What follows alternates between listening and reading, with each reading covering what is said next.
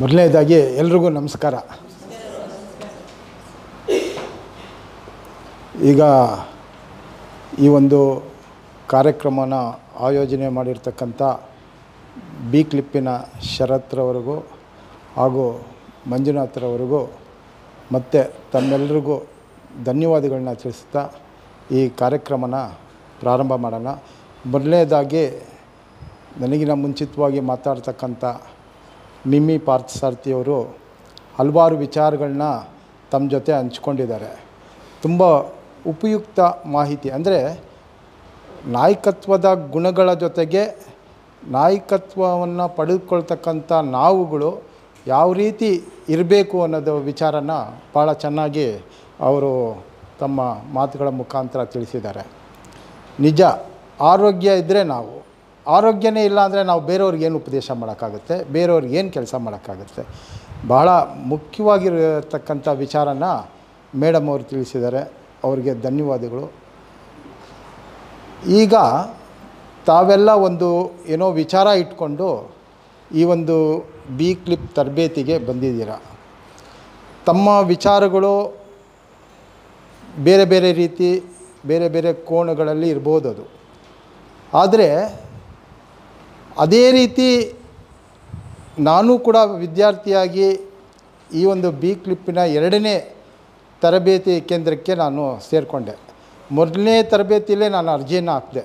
ಆ ಒಂದು ಪತ್ರಿಕೆಯಲ್ಲಿ ಜಾಹೀರಾತು ಬಂದಿತ್ತು, ಈ ಥರ ತರಬೇತಿ ಪ್ರಾರಂಭ ಮಾಡ್ತಾಯಿದ್ದೀವಿ, ನಾಯಕತ್ವದ ತರಬೇತಿ, ಅದಕ್ಕೆ ಆಸಕ್ತರು ಅರ್ಜಿ ಹಾಕ್ಬೋದು, ಮತ್ತು ಅದಕ್ಕೆ ನಿಯಮ ನಿಬಂಧನೆಗಳು ಅರ್ಜಿಯಲ್ಲಿ ಇರ್ತಕ್ಕಂಥ ವಿಚಾರಗಳಿಗೆ ತಾವು ತಿಳ್ಕೊಂಡು ಅರ್ಜಿನ ಹಾಕಿ ಅಂತ ಹೇಳಿದ್ರು. ಈಗಾಗಲೇ ತಾವು ಏನು 100 ಜನ ಮತದಾರರ ಹತ್ರ ಹೋಗಿ ಪರಿಚಯ ಮಾಡಿಕೊಂಡು ಅಥವಾ ತಾವು ಕೆಲಸ ಮಾಡೋದರ ಮುಖಾಂತರ ಪರಿಚಯ ಆಗಿ ಅವರು ನಿಮ್ಮ ಮೇಲೆ ವಿಶ್ವಾಸ ಇಟ್ಟು ಅವರು ಒಂದು ಸಹಿ ಮಾಡೋದ್ರ ಮುಖಾಂತರ ನಿಮಗೆ ಆಶೀರ್ವಾದ ಮಾಡಿರ್ತಾರೆ. ಅದು ನಾವು ಮೊದಲನೇದಾಗಿ ಮತದಾರರ ಹತ್ರ ಹೋದಾಗ ಅವರು ಅವತ್ತಿನ ಸಂದರ್ಭದಲ್ಲಿ ಹಲವಾರು ತೊಂದರೆಗಳನ್ನ ಬೇಕಾದರೂ ಹೇಳಿರ್ಬೋದು, ಇಲ್ಲಿ ಈ ಥರ ತೊಂದರೆ ಇದೆ, ಯಾರೂ ಬರ್ತಾಯಿಲ್ಲ, ಏನಮ್ಮೆ ಮುಖ್ಯವಾಗಿ ಜನಗಳು ಹತ್ರ ಹೋದಾಗ ಅವರು ತಮಗಾಗಿರ್ತಕ್ಕಂಥ ನೋವುಗಳನ್ನ ತಿಳಿಸೋದು ಸಹಜ. ಅದೇ ಈಗಾಗಲೇ ತಮಗೆಲ್ಲ ಅದರ ಅನುಭವ ಆಗಿರುತ್ತೆ. ತಾವು ಬಿ ಕ್ಲಿಪ್ನಲ್ಲಿ ಸೇರಿಕೊಂಡ್ರೆ ನಮಗೆ ಮುಂದಿನ ರಾಜಕೀಯ ಭವಿಷ್ಯ ಆಗಿರ್ಬೋದು, ಅಥವಾ ನಮ್ಮ ಕ್ಷೇತ್ರದಲ್ಲಿ ನಾವು ಯಾವ ರೀತಿ ನಾಯಕತ್ವನ ಪಡ್ಕೋಬೋದು, ಮತ್ತು ಅದರ ವಿಚಾರಗಳನ್ನ ಯಾವ ರೀತಿ ತಿಳ್ಕೊಬೋದು, ಒಂದು ಕಲಿಕೆ ವಿಚಾರಗಳನ್ನ ಪಡ್ಕೊಳ್ಳೋದಕ್ಕೆ ತಾವು ಅಂದ್ಕೊಂಡು ಬಂದಿರ್ಬೋದು. ಇನ್ನೂ ಕೆಲವ್ರದ್ದು ಬೇರೆ ಬೇರೆ ರೀತಿ ಇರುತ್ತೆ. ಇಲ್ಲಿ ಹೋದರೆ ನಾವು ಇನ್ನೇನೋ ಸಾಧಿಸ್ಬೋದು, ಮತ್ತು ಬೇರೆ ಏನೋ ಮಾಡ್ಬೋದು, ಆ ರೀತಿ ವಿಚಾರಗಳಿರುತ್ತೆ. ಕೆಲವು ವಿಚಾರಗಳು ನಾವು ಇಲ್ಲಿಂದ ಹೋದ್ಮೇಲೆ ನಮಗೆ ಮೇಡಮ್ ಅವರು ಏನು ಹೇಳಿದ್ರು, ಲಕ್ಷ್ಮಿ ಮತ್ತು ಸರಸ್ವತಿ. ಲಕ್ಷ್ಮೀನ ಎಲ್ಲರೂ ಗಳಿಸ್ಕೊಳ್ತಾ ಹೋಗ್ಬೋದು, ಸರಸ್ವತಿಯನ್ನು ಗಳಿಸ್ಕೊಳ್ಳೋದು ಭಾಳ ಕಷ್ಟ ಇದೆ. ಆದರೆ ನಾನು ಒಂದು ವಿಚಾರ ಹೇಳೋದೇನಪ್ಪ ಅಂದರೆ, ಬಿ ಕ್ಲಿಪ್ಪು ಸರಸ್ವತಿ ನಿಮ್ಮ ಜೊತೆ ಇರೋ ರೀತಿ ಹಾಗೆ ಅವರು ನಿಮಗೆ ಅದನ್ನು ಅವಕಾಶ ಮಾಡಿಕೊಡ್ತಾರೆ. ಅದನ್ನು ಪಡ್ಕೊಳ್ಳೋದು ತಮಗೆ ಸೇರಿರ್ತಕ್ಕಂಥ ವಿಚಾರ. ಇಲ್ಲಿ ಜ್ಞಾನ, ಇಲ್ಲಿ ಏನು ತರಬೇತಿ ಕೊಡ್ತಾರೆ ಅದು ನಿಮ್ಮ ತಿಳುವಳಿಕೆಗೆ ಬರುತ್ತೆ. ಇಲ್ಲಿ ನಿಮ್ಮನ್ನು ನೋಡಿದ್ರೆ ನೀವು ಸಾಕಷ್ಟು ಕಲ್ತಿರ್ತಕ್ಕಂಥ ಅವ್ರ ಥರ ಕಾಣಿಸ್ತೀರ. ನಾನು ಕೂಡ ಇಲ್ಲಿ ಕಲ್ತಿದ್ರೂ ಕೂಡ ಸಾಸಿವೆ ಕಾಲಷ್ಟೇ ಕಲ್ತಿದ್ದು, ಬೆಟ್ಟದಷ್ಟು ಕಲಿಬೇಕಾಗಿರೋದು ಬೇಕಾದಷ್ಟಿದೆ. ಅದು ನಾನು ನಿಮ್ಮಗಳ ಜೊತೆ ಸೇರಿಕೊಂಡು ಇನ್ನೇನಾದರೂ ಕಲಿಬೋದಾ ಅಂತ ನಾನು ಬಂದಿದ್ದೀನಿ. ಹಾಗಾಗಿ ನಿಮ್ಮ ಹತ್ರ ಇರೋ ವಿಚಾರಗಳನ್ನ ತಗೊಳ್ಳೋದಕ್ಕೆ ನಾನು ಪ್ರಯತ್ನ ಮಾಡ್ತೀನಿ. ಜೊತೆಗೆ ಇಲ್ಲಿ ನಮಗೆ ಸಿಗೋದು ಜ್ಞಾನ ಏನು ಸಿಗುತ್ತೆ ಅದನ್ನು ನಾವು ಮೆಟ್ಲಾಗಿ ಮಾಡಿಕೊಂಡು ಒಂದೊಂದೇ ಮೆಟ್ಲತ್ತಿ ಮೇಲೋಗಬೇಕೇ ಹೊರತು ಬಿ ಪ್ಯಾಕೆ ನಮ್ಮನ್ನು ಪೂರ್ತಿ ಹತ್ತಿಸುತ್ತೆ ಅಂತ ನಾವು ಯಾರೂ ಭಾವನೆಗಳನ್ನ ಇಟ್ಕೋಬಾರ್ದು. ಈಗ ನಾವು ಒಂದು ಇಂಜಿನಿಯರಿಂಗ್ ಓದಿರ್ಬೋದು, ಅಥವಾ ಒಂದು ಪದವಿ ಪಡೆದಿರ್ಬೋದು, ಏನೇ ಆಗಿರ್ಬೋದು. ಪದವಿ ಪಡೆದಿರೋರು ಯಾವ ವಿಚಾರಗಳಲ್ಲಿ ಪದವಿ ಪಡೆದಿರ್ತಾರೆ ಅದೇ ಉದ್ಯೋಗ ಸಿಕ್ಕಲ್ಲ, ಅಥವಾ ಅದೇ ಉದ್ಯೋಗ ಎಲ್ಲರೂ ಮಾಡ್ತಾಯಿದ್ದಾರೆ ಅಂತಲೂ ಅಲ್ಲ. ಓದಿರೋದು ಒಂದು, ಸಿಕ್ಕಿರೋ ಕೆಲಸನೇ ಒಂದು. ಆ ರೀತಿ ಇಲ್ಲಿ ನಾವು ನಾಯಕತ್ವದ ಗುಣಗಳನ್ನು ಪಡ್ಕೊಂಡಿರ್ಬೋದು. ನಾವೆಲ್ಲರೂ ಇಲ್ಲಿರೋರು ಎಲ್ಲರೂ ಏನೋ ಆಗ್ಬಿಡ್ತೀವಿ ಅಂತ ಅಲ್ಲ. ಅದೇ ನಮ್ಮ ವಿಚಾರಗಳ ಮೇಲೆ ನಮ್ಮ ಬುದ್ಧಿವಂತಿಕೆಯ ಮೇಲೆ ನಾವು ಹೋಗುವಂಥ ದಾರಿ ಸ್ಪಷ್ಟವಾದ ದಾರಿನ ನಾವು ಹಿಡ್ಕೊಂಡು ಹೋಗಬೇಕಾಗುತ್ತೆ. ನಾವು ಗೊತ್ತಿಲ್ಲದಿರೋ ಯಾವುದೋ ದಾರಿಗೆ ಹೋಗ್ಬಿಟ್ರೆ ನಾವು ಎಲ್ಲೋ ಹೋಗಿ ಸೇರ್ತೀವಿ. ಹಾಗಾಗಿ ಮೊದಲನೇದಾಗಿ ನಮ್ಮ ವಿಚಾರ ಸ್ಪಷ್ಟವಾಗಿರಬೇಕು, ನಮ್ಮ ನಿಲುವು ಸ್ಪಷ್ಟವಾಗಿರಬೇಕು, ನಾವು ಹೋಗೋ ಗುರಿ ಸರಿಯಾದ ರೀತಿಯಲ್ಲಿರಬೇಕು. ಇದನ್ನು ತಾವು ಮೈಗೂಡಿಸ್ಕೊಂಡಾಗ ಮತ್ತು ಇಲ್ಲಿರ್ತಕ್ಕಂಥ ವಿಚಾರ ನಮಗೆ ಯಾವಾಗ ಅನುಕೂಲ ಆಗುತ್ತೆ ಅಂದರೆ, ನಮಗೆ ಒಂದು ಅವಕಾಶ ಸಿಕ್ಕಾಗ ಆವಾಗ ಅದನ್ನು ನಾವು ಅಲ್ಲಿ ಪ್ರಯೋಗ ಮಾಡ್ಬೋದು. ಇಲ್ಲಿ ಏನೂ ಕಲಿದಿರ ನಾವು ಅಲ್ಲೋಗ್ಬಿಟ್ರೆ ಹುಡುಕಾಡಬೇಕಾಗುತ್ತೆ. ಈಗ ಉದಾಹರಣೆಗೆ 2015 ಸೆಪ್ಟೆಂಬರಲ್ಲಿ ಚುನಾವಣೆಗೆ ನಿಂತು ಮೊದಲನೇ ಬಾರಿಗೆ ನಾನು ಮಹಾನಗರ ಪಾಲಿಕೆ ಸದಸ್ಯನಾದಾಗ, ಸದಸ್ಯ ಆದ ನಂತರ ನಾನು ಕೌನ್ಸಿಲ್ಗೆ ಹೋಗ್ತೀವಿ. ಕೌನ್ಸಿಲಲ್ಲಿ ನಮಗೇನು ಹೇಳ್ಕೊಡೋದಿಲ್ಲ. ನೀವು ಇಲ್ಲೋಗಿ ಫಂಡ್ ತೊಗೊಂಬನ್ನಿ, ಅಲ್ಲೋಗಿ ಫಂಡ್ ತೊಗೊಂಬನ್ನಿ, ನಿಮ್ಮ ವಾರ್ಡಲ್ಲಿ ಏನೇನು ಕೆಲಸ ಇದೆ ಅದು ಮಾಡಿ, ಅದು ಯಾರೂ ಹೇಳ್ಕೊಡಲ್ಲ. ಹಿಂದೆ ಇರೋ ಕಾರ್ಪೊರೇಟ್ರುಗಳು ಕೂಡ ಅವರು ಕೂಡ ಅದನ್ನು ಹಂಚ್ಕೊಳ್ಳೋಕ್ಕೂ ಕೂಡ ತಯಾರಿರಲ್ಲ. ಅದು ಹೋದ್ಮೇಲೆ ಗುಹೆ ಒಳಗಡೆ ಹೋದ್ಮೇಲೆ ಅದು ದಾರಿ ಹುಡುಕಬೇಕಾಗುತ್ತೆ. ಆ ರೀತಿ ಇರುತ್ತೆ ಅದು. ಹಾಗಾಗಿ ಈ ವಿಚಾರಗಳು ಆವಾಗ ನಿಮಗೆ ಅನುಕೂಲ ಆಗ್ಬೋದು. ಹಾಗಾಗಿ ಎಷ್ಟೇ ವಿಚಾರ ಕಲಿತರೂ ಕೂಡ ಅದು ನಮಗೆ ಮುಂದಿನ ದಿನಗಳಲ್ಲಿ ನಮ್ಮ ಒಂದು ವಿಚಾರಕ್ಕೆ ನಾಂದಿ ಆಗ್ಬೋದು. ಹಾಗಾಗಿ ನಾನು ನನ್ನದೇ ಆಗಿರ್ತಕ್ಕಂಥ ವಿಚಾರಗಳನ್ನ ಇಟ್ಕೊಂಡಿದ್ದೆ. ನನಗೆ 22ನೇ ವರ್ಷದಲ್ಲಿ ಈಗ ನನಗೆ 57 ವರ್ಷ. 22ನೇ ವರ್ಷದಲ್ಲಿ ನಾನು ಕೌನ್ಸಿಲರ್ ಆಗಬೇಕಂತ ಹೇಳಿ ನಮ್ಮ ಭಾಗ ವಸಂತನಗರ ವಾರ್ಡಿಂದ ನಾವು ಒಂದು 300 ಜನ ಮೆರವಣಿಗೆ ಮಾಡಿ ನಾಮಪತ್ರ ಸಲ್ಲಿಸಿದ್ವಿ. ಅವತ್ತು ಅದು ದೊಡ್ಡ ಸಂಖ್ಯೆ. ಆಗ ಎಲ್ಲ ಆದಮೇಲೆ ಸ್ಕ್ರೂಟ್ನಿ ಅಂತ ಮಾಡ್ತಾರೆ. ಈ ನಾಮಪತ್ರ ಸಲ್ಲಿಸಾದ್ಮೇಲೆ ಸ್ಕ್ರೂಟ್ನಿ ಅಂತ ಮಾಡ್ತಾರೆ. ಅದಾದಮೇಲೆ ತಿರಸ್ಕಾರ ಅಥವಾ ಅನುಮೋದನೆ ಆಗಿದೆ ನಾಮಪತ್ರ ಇದೆಲ್ಲ ಇರುತ್ತೆ. ಆಗ ನನ್ನ ವಿಚಾರ ಬಂದಾಗ ಅವರು ನನಗೆ ಕರೆದು ಹೇಳಿದ್ರು, ನಿಮ್ಮ ನಾಮಪತ್ರದಲ್ಲಿ 22 ವರ್ಷ ಇದೆ ನಿಮ್ಮ ವಯಸ್ಸು, ಕಾರ್ಪೊರೇಷನ್ ನಿಂತ್ಕೊಳ್ಳೋಕ್ಕೆ 25 ವರ್ಷ ಆಗಿರಬೇಕು. ಆಗಾಗಲೇ ನಾನು ಹಲವಾರು ಹೋರಾಟಗಳು, ಹಲವಾರು ರಚನಾತ್ಮಕ ಕಾರ್ಯಕ್ರಮಗಳು, ಸಮಾಜಮುಖಿ ಕಾರ್ಯಕ್ರಮಗಳು ಎಲ್ಲವನ್ನೂ ಮಾಡ್ಕೊಂಡು ಬಂದಿರ್ತೀವಿ, ಗುರುತಿಸ್ಕೊಂಡಿರ್ತೀವಿ. ಅಲ್ಲಿ ಹೋಗಿ ಯಾವ ರೀತಿ ಎಳುತ್ತೀವಿ ಅನ್ನೋದಕ್ಕೆ ನಾನು ಉದಾಹರಣೆ ಹೇಳಿದೆ. ಸರಿ, ಆಗ ಹೇಳಿದ್ರು ಮ್ಯಾನ್ಯುಯಲ್ ಇತ್ತು. ಅವಾಗ ಕಂಪ್ಯೂಟ್ರೆಲ್ಲ ಇಲ್ಲಿ ಆನ್ಲೈನ್ ಇರಲಿಲ್ಲ. ಆಗ 1989 ಇರಬೇಕು ವಿಚಾರ, ನಾನು ಹೇಳ್ತಾ ಇರ್ತಕ್ಕಂಥ ವಿಚಾರ. ಆವಾಗ ಅವ್ರು ಹೇಳಿದ್ರು ಮ್ಯಾನ್ಯುಲ್ಲು, ನನ್ನ ವಯಸ್ಸು ಇಷ್ಟೇ ಅಂದರೆ ನಂಬುವಂಥ ಕಾಲ ಅದು, ಬರ್ಕೊಳ್ಳೋ ಅಂಥ ಕಾಲ ಅದು. ಆವಾಗ ಹೇಳಿದ್ರು ನನ್ನ ಅಕ್ಕಪಕ್ಕನೂ 25 ವರ್ಷ ಅಂತ ಹೇಳ್ಬಿಟ್ಟು, ಅದು ಹಳೇದು ಮತಪತ್ರದಲ್ಲಿ ಏನು ಮತದಾರರ ಪಟ್ಟಿ ಇದೆ ಅದು ಹಳೇದು. ನನಗೀಗ 25 ವರ್ಷ ಅಂತ ಹೇಳಿದರೆ ಆಗ್ಬೋದಾಗಿತ್ತು, ಎಲ್ಲರೂ ಹೇಳ್ಕೊಟ್ರು. ಆದರೂ ಕೂಡ ನಾನು ಅವತ್ತು ಹೇಳಿಲ್ಲ, ಇಲ್ಲ 22 ವರ್ಷ, ನಾನು ಮುಂದಿನ ಸಲ ಪ್ರಯತ್ನ ಮಾಡಿ ಬರ್ತೀನಿ, ನಾನು ಸುಳ್ಳು ಹೇಳಲ್ಲ, ಪ್ರಾಮಾಣಿಕತೆಯಿಂದ ನಾನು ಬರಬೇಕು. ಯಾಕಂದರೆ ನಾವು ಬರ್ತಕ್ಕಂಥ ಕ್ಷೇತ್ರ ರಾಜಕೀಯ, ಇಲ್ಲಿ ಪ್ರಾಮಾಣಿಕತೆ ಕೂಡ ಭಾಳ ಮುಖ್ಯ ಆಗುತ್ತೆ. ನಾವು ಯಾವ ರೀತಿ ನಡ್ಕೊಳ್ತೀವಿ ಅನ್ನೋದ್ರ ಮೇಲೆ ನಮ್ಮ ಎಲ್ಲ ವಿಚಾರಗಳು ನಿಂತಿರುತ್ತೆ. ಹಾಗಾಗಿ ನಾನು ಅವತ್ತು ಹಿಂದೆ ಸರಿದು ನಮ್ಮ ಸ್ನೇಹಿತರೊಬ್ಬರನ್ನ ಇಂಡಿಪೆಂಡೆಂಟಾಗಿ ನಿಲ್ಲಿಸಿದ್ವಿ. ಅವರು ಕೆಲವೇ ಮತಗಳಿಂದ ಸೋತರು, ಅದು ಬೇರೆ ಕಾರಣ. ಹಾಗಾಗಿ ನಾನು ಇಲ್ಲಿ ಏನು ಹೇಳೋದಕ್ಕೆ ಬರ್ತೀನಿ ಅಂದರೆ, ನಾವೆಲ್ಲ ಮುಂಚಿತವಾಗಿ ಯಾವುದೇ ವಿಚಾರಗಳನ್ನ ತಕ್ಕ ಮಟ್ಟಿಗೆ ತಿಳ್ಕೊಂಡು ನಾವು ಪ್ರಯತ್ನ ಮಾಡೋದು ಒಳ್ಳೆಯದು. ಸುಮ್ಮನೆ ಹೋಗಿ ನಾವು ಬೀಳಬಾರ್ದು. ಎಲ್ಲೂ ಕೆಲವು ವಿಚಾರಗಳು ಹೋದಾಗ ನಮಗೆ ಹಲವಾರು ವಿಚಾರಗಳು ಸಿಗುತ್ತೆ. ಅದಾದ ನಂತರ 25 ವರ್ಷ ನಾನು ಕಾರ್ಪೊರೇಟ್ರ್ ಆಗೋದಕ್ಕೆ ಆಗಲಿಲ್ಲ. ನಾನು ಮುಂದಿನ ಸಲ ಆಗ್ಬಿಡ್ಬೋದು ಬಿಡು, ಮುಂದಿನ ಸಲ ನಿಂತ್ಕೊಳ್ತೀನಿ ಅಂತ ಹೇಳಿ ಹಿಂದೆ ಸರಿದೆ. ಆದರೆ ಮುಂದಿನ ಸಲ ಅದು ಮಹಿಳಾ ಮೀಸಲಾತಿ ಆಯಿತು. ನಾನು ಮತ್ತೆ ಪ್ರಯತ್ನ ಮಾಡೋಣ, ಮರಳಿ ಯತ್ನವ ಮಾಡು ಅಂತ ನಮ್ಮ DVG ಗುಂಡಪ್ಪನವ್ರು ಹೇಳಿರ್ತಕ್ಕಂತೆ ನಾವು ಮತ್ತೆ ಪ್ರಯತ್ನ ಮಾಡೋಣ ಅಂತವ್ರು. ಮತ್ತೆ ಪ್ರಯತ್ನ ಮಾಡಿದಾಗ ಆಗಾಗಲೇ ಚುನಾವಣೆ ಈಗ ಹೆಂಗೆ 4 ವರ್ಷ, ಈಗ 3.25 ವರ್ಷ ಆಗ್ತಾಯಿದೆ. ಆ ರೀತಿ 6 ತಿಂಗಳು ವರ್ಷ ಮುಂದೆ ಹೋಗ್ತಾ ಇರುತ್ತೆ. ಒಂದೊಂದು ಚುನಾವಣೆ ಆಗಿದ ತಕ್ಷಣ ಚುನಾವಣೆ ಮಾಡಲ್ಲ ಸರ್ಕಾರಗಳು. ಅದಕ್ಕೆ ಕೆಲವು ಯೋಜನೆಗಳು ಅಥವಾ ಬೇರೆ ಬೇರೆ ಕಾರಣಾಂತರಗಳು ಇರ್ತವೆ.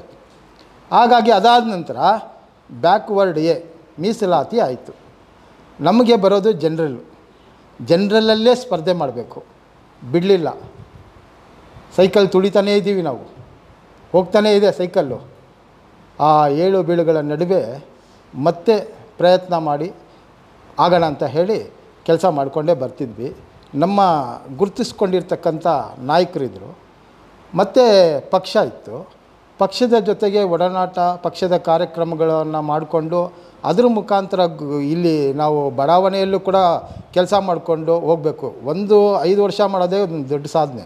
ಅದರಲ್ಲಿ ಈಗಾಗಲೇ ನಾವು 3 ಟರ್ಮ್ ಕಳೆದುಬಿಟ್ವಿ. ಅಂದರೆ ಮೊದಲನೇದಾಗಿ ನನ್ನ 22 ವರ್ಷ ಅಲ್ಲಿ ಎಳೆದ್ವಿ. ಅದಾದಮೇಲೆ ಮಹಿಳಾ ಮೀಸಲಾತಿ, ಅದಾದಮೇಲೆ ಹಿಂದುಳಿದ ವರ್ಗಕ್ಕೆ ಮೀಸಲಾತಿ.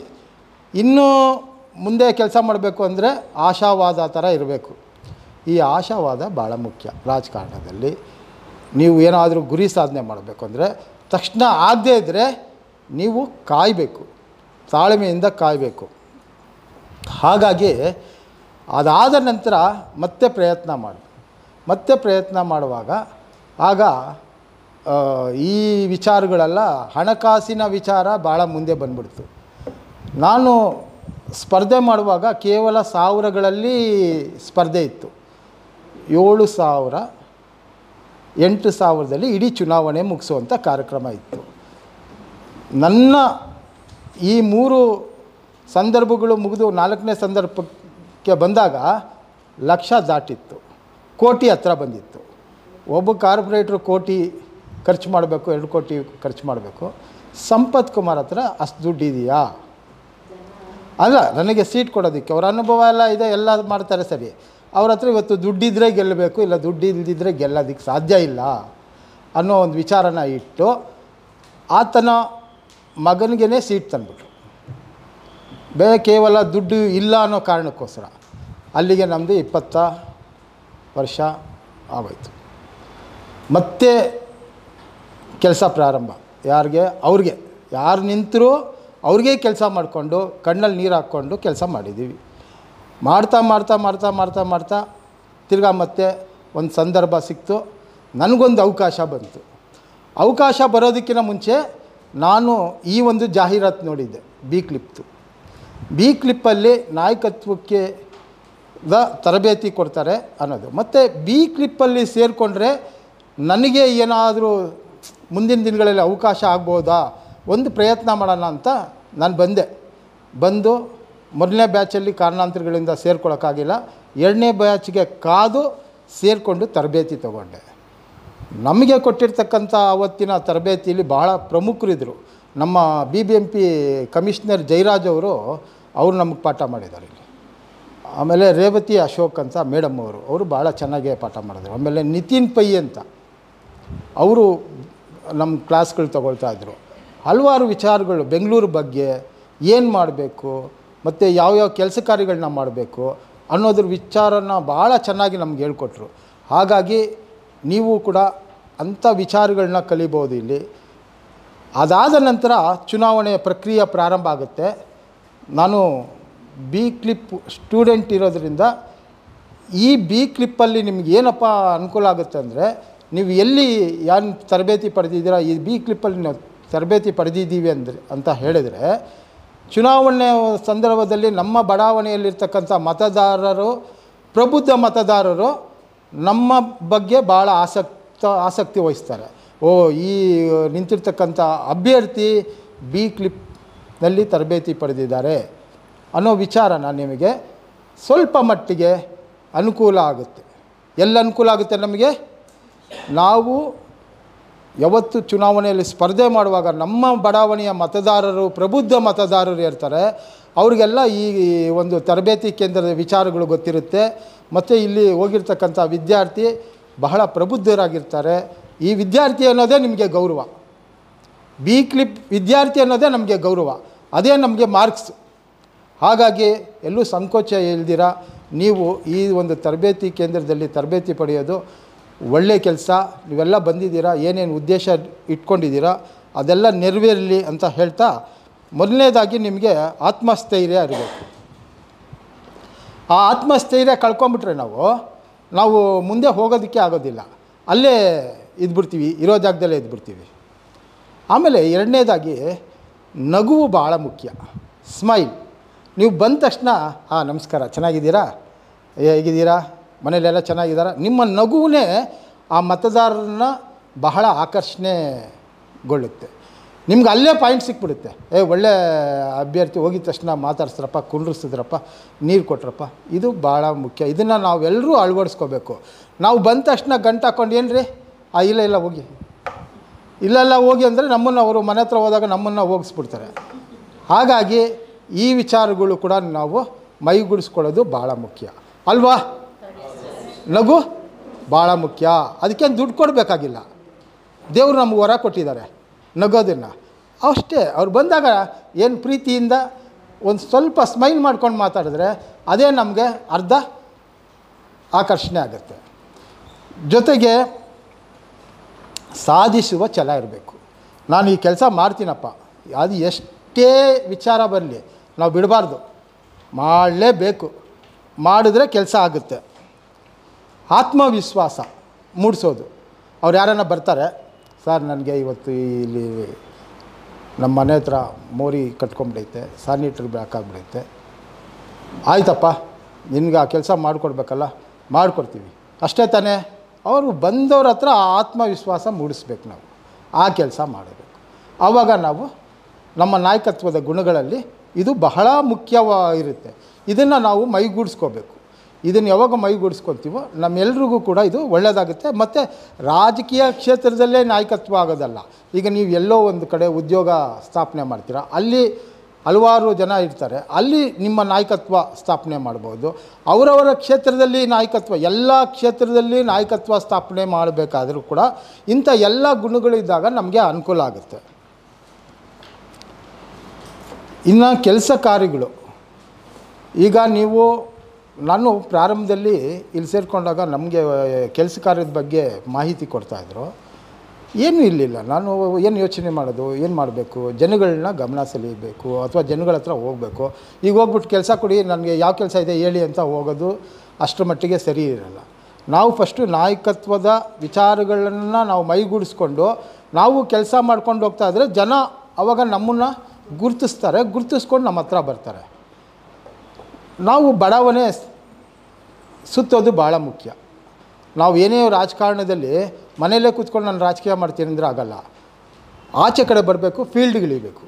ಯಾವಾಗ ನಾವು ಬಡಾವಣೆ ಸುತ್ತುತ್ತೀವೋ ಆಗ ನಮಗೆ ಎಲ್ಲರೂ ಪರಿಚಯ ಆಗ್ತಾಯಿರ್ತಾರೆ. ನಾವು ರಾಜಕಾರಣದಲ್ಲಿದ್ದೀವಿ, ನಾವು ಒಂದು ಸಂಘ ಸಂಸ್ಥೆಯಲ್ಲಿದ್ದೀವಿ, ಒಂದು ಸಮಾಜಮುಖಿ ಕೆಲಸ ಮಾಡ್ತೀವಿ ಅಂತ ಹೇಳಿದಾಗ ಆವಾಗ ಅವರು ಇವ್ರಿಗೇನಾದರೂ ಹೇಳಿದ್ರೆ ನಮ್ಮ ಕೆಲಸ ಆಗ್ಬೋದು ಅನ್ನೋದು ಅವ್ರಿಗೆ ಮನವರಿಕೆ ಆಗುತ್ತೆ. ಐಡೆಂಟಿಫಿಕೇಷನ್, ನಮ್ಮ ಗುರುತಿಸ್ಕೊಳ್ಳೋದು ನಾವು ಭಾಳ ಮುಖ್ಯ. ಅದು ಮೊದಲನೇ ಕೆಲಸ. ಅದನ್ನು ನೀವು ಯಾವುದೋ ಒಂದು ರೂಪದಲ್ಲಿ ಜನಗಳ ಹತ್ರ ಗುರುತಿಸ್ಕೋಬೇಕು. ಕೆಲವು ಕಾರ್ಡ್ಗಳು ಮಾಡಿಸ್ತಾರೆ, ಮನೆಗೆ ಎಲ್ಲನೂ ಸಿಕ್ಕರೆ ಸರ್ ನಮಸ್ಕಾರ, ನಾವು ಹಿಂಗೆ ಏನಾದರೂ ಇದ್ದರೆ ಬನ್ನಿ ಅಂತ ಒಂದು ಕಾರ್ಡ್ ಕೊಡ್ತೀವಿ. ನಾವು ಹೆಸರುಗಳನ್ನ ಜಲ್ದಿ ಮರೆಯೋ ಸ್ವಭಾವ ಮನುಷ್ಯರಿಗೆ ಭಾಳಷ್ಟು ಜಲ್ದಿ ಮರ್ತೋಗ್ತಾರೆ. ಏನೋ ಒಂದು ಕಾರ್ಡು, ನೀವು ಕಾರ್ಡ್ ಮಾಡಿಕೊಳ್ಳೋದು ಕೂಡ ಭಾಳ ಉತ್ತಮ. ನಿಮ್ಮ ಗುರುತಿಸ್ಕೊಳ್ಳೋದಕ್ಕೋಸ್ಕರ ಆ ಕಾರ್ಡು ಬಹಳ ಉಪಯುಕ್ತವಾಗುತ್ತೆ. ಜೊತೆಗೆ ಅಲ್ಲಿ ಹೋದಾಗ ಅವ್ರು ಹೇಳ್ತಾರೆ ಈ ಥರ ಸಮಸ್ಯೆ ಅಂತ. ನನಗೆ ಮೊದಲನೇದಾಗಿ ಒಂದು ದೊಡ್ಡ ಸಮಸ್ಯೆ ಯಾವ ರೀತಿ ಅನುಕೂಲ ಆಯಿತು ಅಂದರೆ, ನಾನು ಹಿಂಗೆ ಸುತ್ತಬೇಕಾದ್ರೆ ಒಂದು ಕಡೆ ನೀರು ಪೈಪಲ್ಲಿ ಲೀಕ್ ಆಗ್ತಾಯಿತ್ತು, ನೀರು ಹೋಗ್ತಾಯಿತ್ತು. ಮನೆಗಳ ಹತ್ರ ಹೋದಾಗ ನಮ್ಮ ಮನೆಗಳ ಹತ್ರ ನೀರು ಬರ್ತಾಯಿಲ್ಲ, ಇತ್ತೀಚೆಗೆ ಭಾಳ ಕಡಿಮೆ ನೀರು ಬರ್ತಾ ಇರೋದು, ಸಣ್ಣದಾಗಿ ಬರ್ತಾಯಿದೆ ಅಂತ ಹಿಂಗೆ ಕೆಲವ್ರಿಗೆ ನೀರೇ ಬರ್ತಾಯಿಲ್ಲ. ಸರಿ ಏನಾಗಿದೆ ಏನು ಅಂತ ಹೇಳಿ ಹಾಗೇ ಸುತ್ತಾಕೊಂಡು ಬರ್ತಾ ಇರೋಂಥ ಸಂದರ್ಭದಲ್ಲಿ ನಮಗೆ ಒಂದು ಕಡೆ ಪೈಪು ಲೀಕ್ ಆಗಿ ಹೋಗ್ತಾಯಿತ್ತು, ಮೋರಿ ಮತ್ತು ಅದರ ಕೊನೆಯ ಭಾಗದಲ್ಲಿ ಈ ಪೈಪ್ ಇತ್ತು. ಆಗ ನಾವು ಹೋಗಿ BWSSBಯಲ್ಲಿ ಇಂಜಿನಿಯರ್ನ ಭೇಟಿ ಮಾಡಿ ಅವರಿಗೆ ಅರ್ಜಿ ಕೊಡೋದು, ಪತ್ರ ಬರೆಯೋದು ಭಾಳ ಮುಖ್ಯ. ನಾವು ಕಲ್ತ್ಕೋಬೇಕಾಗಿರೋದು ಪತ್ರ, ಯಾವುದೇ ವಿಚಾರ ಆಗಲಿ ಒಂದು ಪತ್ರ ಬರೀಬೇಕು ಅಧಿಕಾರಿಗಳಿಗೆ, ಸಂಬಂಧಪಟ್ಟ ಅಧಿಕಾರಿಗಳಿಗೆ.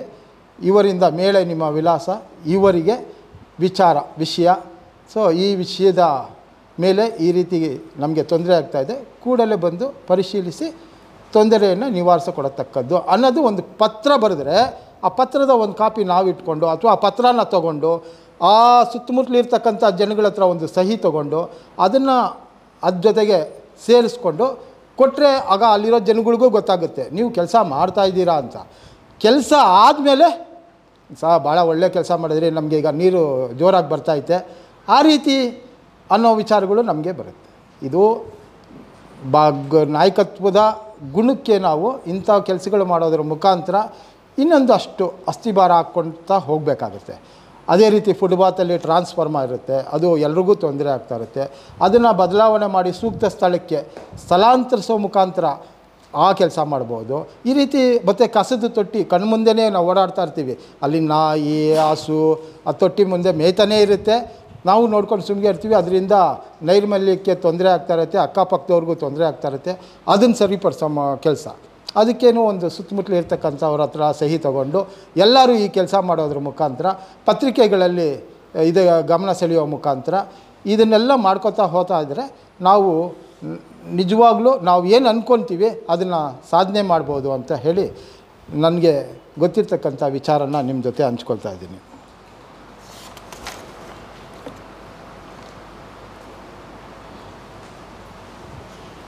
ಹಾಗಾಗಿ ಇಲ್ಲಿ ಇಂಥ ವಿಚಾರಗಳಿಗೆ ಮತ್ತು ಹೆಚ್ಚಿನ ಮಾಹಿತಿಯೊಂದಿಗೆ ನೋಡಿ, ಇಲ್ಲಿ ಒಂದು ಕುದುರೆ ಇದೆ. ಈ ಕುದುರೆನ ಅದು ಕುದುರೆ ಏನಕ್ಕೆ ಉಪಯೋಗಿಸ್ತೀವಿ ನಾವು, ಅದ್ರ ಮೇಲೆ ಸವಾರಿ ಮಾಡ್ತೀವಿ ಮತ್ತು ಅದನ್ನು ಗಾಡಿಗಳಿಗೆ ಎಳೆಯೋದಕ್ಕೆ ಉಪಯೋಗಿಸ್ತೀವಿ. ಅಥವಾ ಈ ಕುದುರೆ ರೇಸು ಇದೆ, ಇಲ್ಲಿ ಆ ರೇಸ್ಗೋಸ್ಕರ ಉಪಯೋಗಿಸ್ತಾರೆ.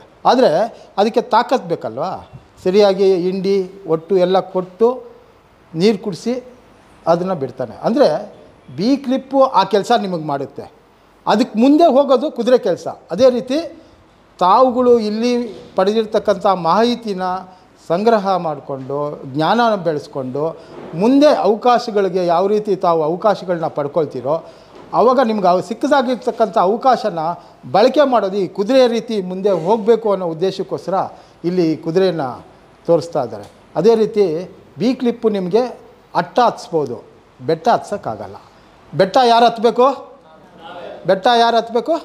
ನಾವು ಹತ್ತಬೇಕು. ಹಾಗಾಗಿ ಈ ಅಟ್ಟ ಹತ್ಸೋ ಕೆಲಸನ ಬಿ ಕ್ಲಿಪ್ಪು ನಿರಂತರವಾಗಿ ಮಾಡ್ಕೊಂಡು ಬರ್ತಾ ಇದೆ, ಮುಂದಕ್ಕೂ ಮಾಡುತ್ತೆ. ಅವರು ಇನ್ನೂ ಅವರ ಆ ಕಾರ್ಯಕ್ರಮದಲ್ಲಿ ಅವರು ಯಶಸ್ವಿಯಾಗಲಿ ಅಂತ ಹಾರೈಸ್ತಾ, ಮತ್ತು ನನಗೆ ಇಲ್ಲಿ ಮಾತಾಡೋಕ್ಕೆ ಅವಕಾಶ ಮಾಡಿರ್ತಕ್ಕಂಥ ಆ ಎಲ್ಲ ಮುಖ್ಯಸ್ಥರಿಗೆ ನನ್ನ ವಂದನೆಗಳನ್ನ ತಿಳಿಸ್ತಾ, ನಿಮಗೂ ಮತ್ತೊಮ್ಮೆ ನನ್ನ ವಂದನೆಗಳನ್ನ ತಿಳಿಸ್ತಾ ನಾನು ಮಾತು ಮುಗಿಸ್ತಾ ಇದ್ದೀನಿ. ಜೈ ಹಿಂದ್, ಜೈ ಕರ್ನಾಟಕ.